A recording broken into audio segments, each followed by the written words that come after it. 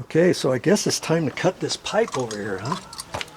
Just gonna make an educated guess here. I'm gonna go over. Let's see here. I guess I can.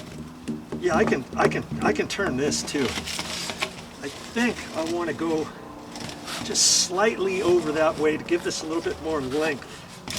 We'll figure it out. Okay, so I'm gonna go right here, and it's got perforations in here.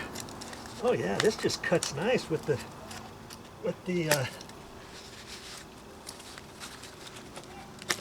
sheetrock knife.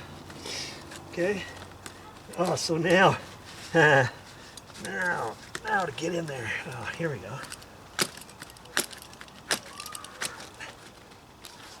Get your fingers out of the way.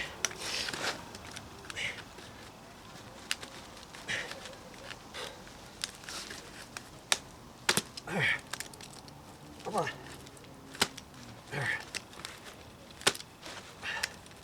There. Okay. Yeah. I don't have to worry about this just yet. Now there he is. Now, this is supposed to just fit in there. And it's got some little nibs on it right in here.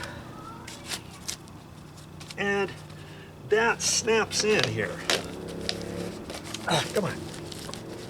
I might have to get a little screwdriver, but you see that's going to snap in, and then I'll be able to fit the other things in there, and that top can accordion out too, if need be.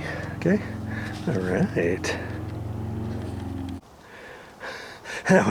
That was tricky in itself. This is 25-year-old stuff. It was kind of stiff.